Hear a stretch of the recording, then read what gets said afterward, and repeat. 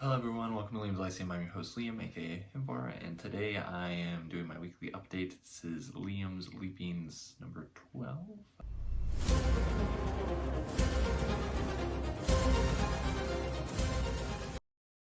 I believe. This is the update for October the 8th, or 9th, in this case, 2022. So I'm a day late this time.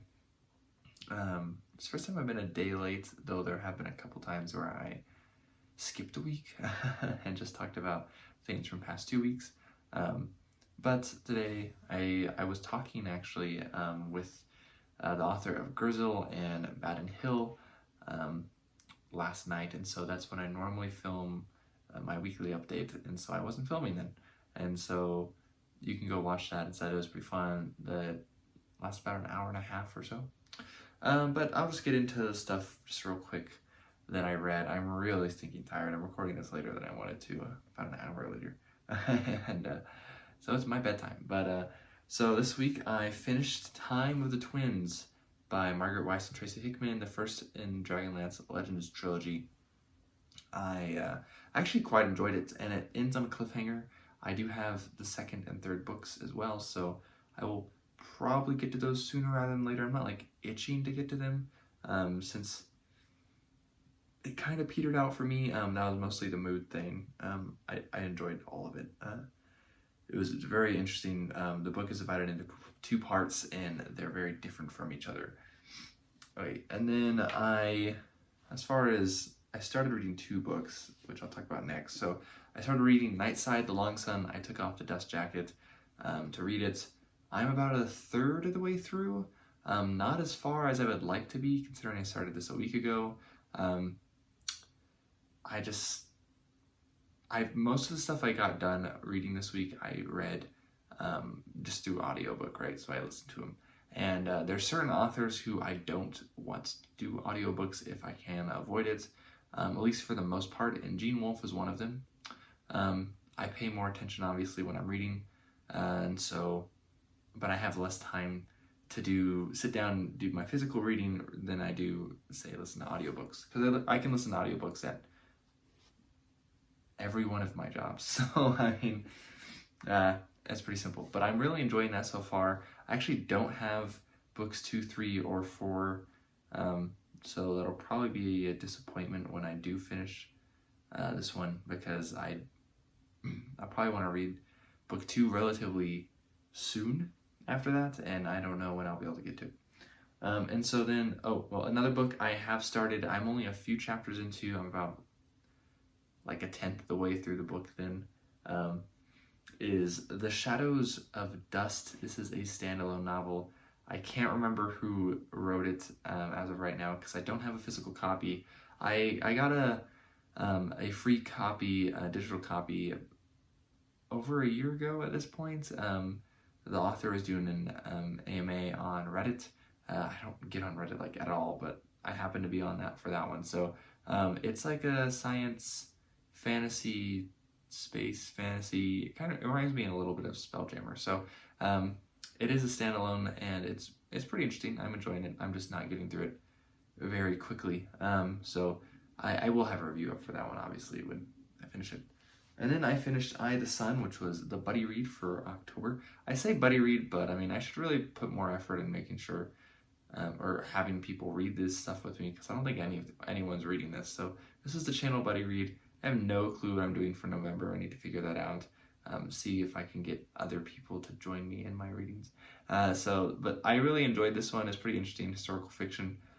It's not even historical fiction. It's a biographic novel is what it is. It is about this king, this Hittite king, and it is biographical, but it's written as a novel.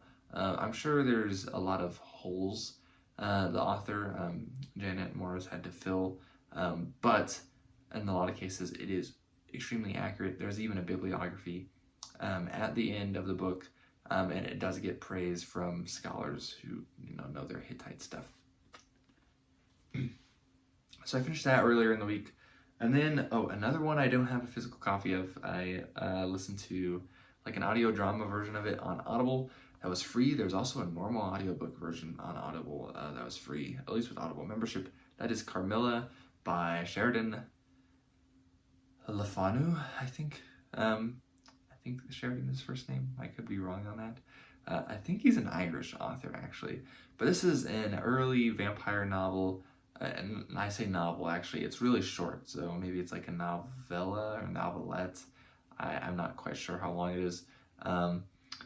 It was actually pretty enjoyable. This is one of those old ones that is a vampire story before Dracula, which I read several years ago. And so I thought it'd be fun to read that. I did read another vampire thing, a couple of other vampire things actually, which I'll mention here in a second. It was pretty fun. I enjoyed it. I was not expecting the homosexual relationship sort of thing to be as homosexual. I mean, the book came out in the 1870s, I think, and so in a way they do pass it off as like, oh yeah, that's like the evil part of vampire thing, and it's not really like a sexual thing at all, right? But it is in a way, right? So that's pretty interesting. So I read Carmilla, and then I read Dawn Rise by Christopher Husberg. I mentioned this actually in a video that came out Wednesday about the tag of why haven't I read these books yet, and this was the one I've had the longest and haven't read. It probably wasn't actually the book I've had the longest and haven't read, but I have had this one for quite a while and haven't read it. And I really enjoyed it. This is the final book in the Chaos Queen Quintet. Duskfall is the first book.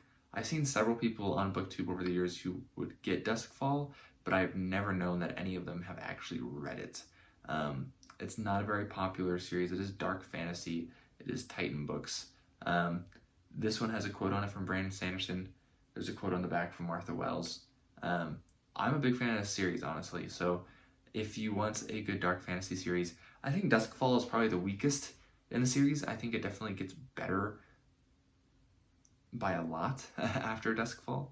And Duskfall's problem isn't really in the story and whatnot. It's mostly just in the writing and stuff. And it was his debut novel. So, but I'm a big fan. Actually, this is a sign. I met Chris at Fanix, so which I talked about in my weekly update last week. But I'm glad I finally got through this. It was quite satisfying. It was pretty cool. There was a fourth wall break at the very end of the story.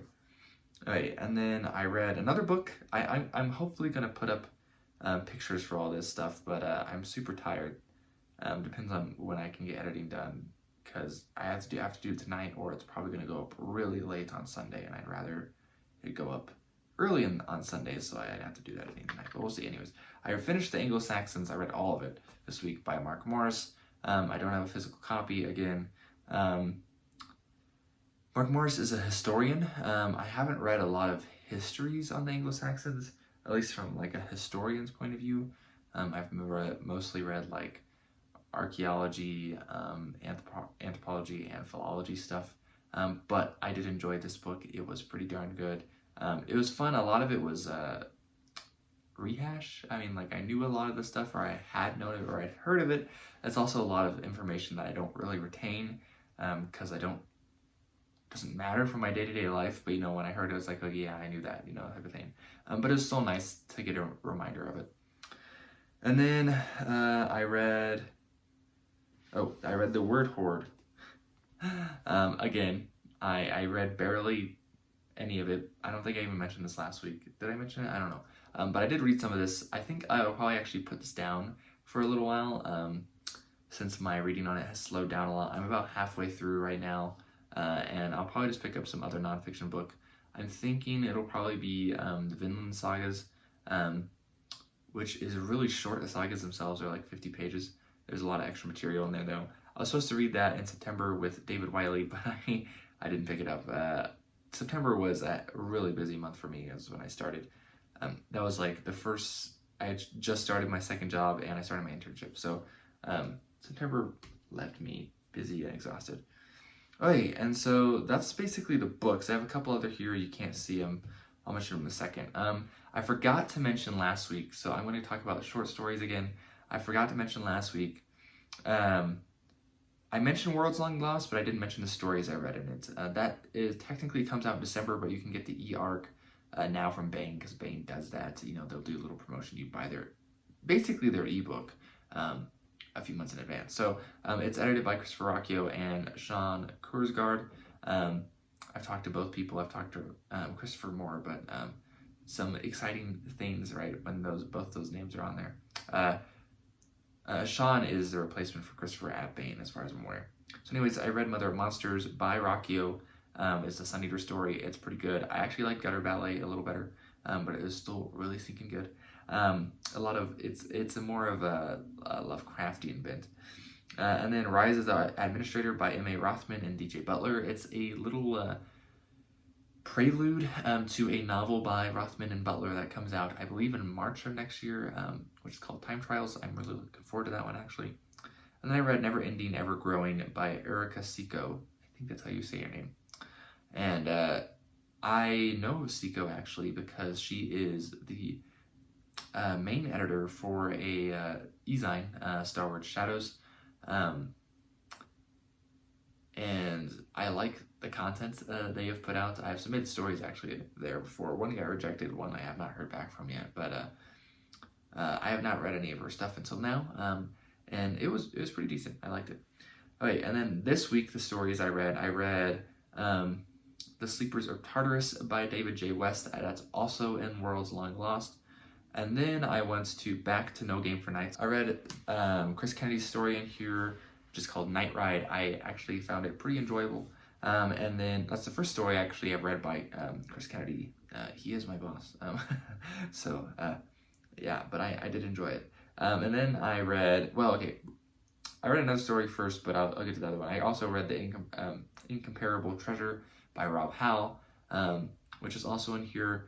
I read one of Rob's books. I have a review up for on the channel. That is The Door in the Winter. I like this. I think it is his character Edward. It's told in a first-person format. Chris Kennedy's was a sci-fi story. Rob Howell's was a fantasy story. I mean, it's nice that you have noir stories in here that are sci-fi and fantasy. There's even science fantasy.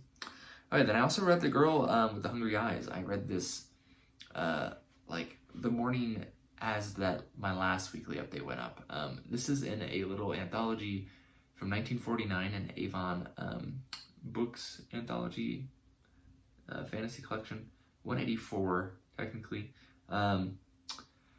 It's called The Girl with the Hungry Eyes. The story I read was The Girl with the Hungry Eyes. I haven't read any of the other stories, but Fritz Leiber wrote The Girl with the Hungry Eyes. It is a good vampire story if you want a good one. It's kind of hard to find. I'm actually thinking about reading this one. I've narrated. I did like a crappy reading for my short story. I didn't want to get too into it because I was too nervous about that, but I did do a reading of another Fritz Leiber story. It's set to private. I did share it on my Discord when I recorded it. I think I might do the same thing with The Girl with Hungry Eyes. I really liked how easy it was to get through the story. Actually, it reads pretty stinking easy, kind of like Leiber's The Big Time, which I have yet to record that review, but that'll come out at some point. Okay, and then I read Backup, which is an Indrajit and Fix story by DJ Butler. I read this in Songs of Valor. I have a digital copy. This is pretty darn good. It's Indrajit and Fix. I have a review of the only novel that's out right now, In the Palace, Shadow and Joy.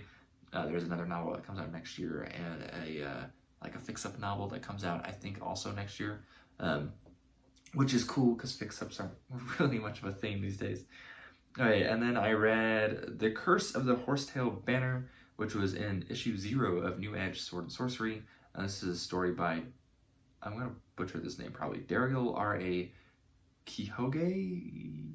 Sorry. Anyways, I think he is from the Philippines. Okay, I could totally be wrong on that, but that was a pretty good story. New Edge Sword and Sorcery just came out. That issue 0 is free digitally, actually, so I'd go recommend it. If I remember I will link it in the description, actually. You do have to give them your email, I guess, so some people would say that's not free, but whatever that means. Anyway, so it was pretty good, actually. I liked it a lot. Definitely like a Mongolian type of fantasy, is what it seemed like.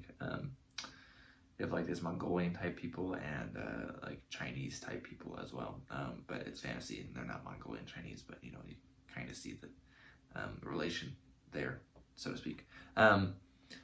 I don't think I've read anything by Kyogi, but I've seen his name thrown around a lot for modern Sword and Sorcery authors. I'm getting really tired, so let's try to finish this up. I have too much stuff on this list. I also read The Mirrors of Tusen Thune. It is a Cole story, Cole of Atlantis, Cole the Conqueror story by Robert E. Howard. It's not super long, and it was freaking awesome. Actually, I have the collection right here. I thought it was awesome. We were just talking about the mirror trope, magic mirror trope, last night with the author of Gurzel and Baden Hill, and this morning I read this, and I thought it was sweet. I've really been feeling reading some Robert E. Howard. I finished my the first volume of the Conan Stories from what is this, Del Rey? Yeah, last year, and then other reasons that are a little personal. But I also read The Exploration of Space, which was in the collection The Knights of the Limits by Barrington J. Bailey. Sorry, there's something on my screen here. That was a pretty good story, actually. It was pretty interesting. It's very technical. It's about reality and multiple realities. It was a little difficult to get through, but it had some pretty cool stuff that it brought up. Michael Moorcock mentioned him in an interview today on Goodman Games' Twitch channel, and they're good friends, actually. He got brought up, Colin Barry, so I didn't know who the hell he was talking about for a minute. I had to figure out it was Barrington, at least that's how he published his stuff. They were writing companions back when they both started writing in the 50s, and Barry, I believe, passed away several years ago at this point, but Moorcock said he was quite influential on cyberpunk. I guess he was liked by Gibson. Moorcock really liked him. They were good friends. He was actually the inspiration for Moonglum in Elric, apparently, if you've ever read Elric and know who Moonglum is. Oh yeah, and then there's a quote from the Cole story I read. It said, "Yes," said Cole, "yes, it is not a pity that the beauty and glory, yes, is it not a pity that the beauty and glory of men should fade like smoke on a summer sea? Wow, I'm really tired." And then the answer by Tusen Thune is, "For what reason, since that is their destiny? I brood not over the lost glories of my race, nor do I labor for races to come. Live now, Cole, live now. The dead are dead, the unborn are not. What matters men's forgetfulness of you when you have forgotten yourself in the silent worlds of death? Gaze in my mirrors and be wise." There's a lot of stuff like that. I really like that story a lot.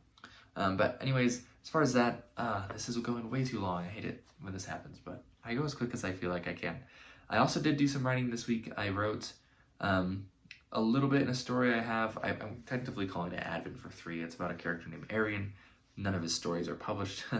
Only 2 of them are finished, but and then I think I can probably finish that one soon. I'm almost done with it. It's gonna need some heavy revisions. And then I did do some edits on my little French historical fantasy story, which I had been calling like Bagarre de Mende, which is a really lame name because it just means the Battle of Mende, or Mond, or however the heck you say it. And I changed it. I'm calling it Fraternity now. It just sounds a little better. It has a better name than rather than something so boring.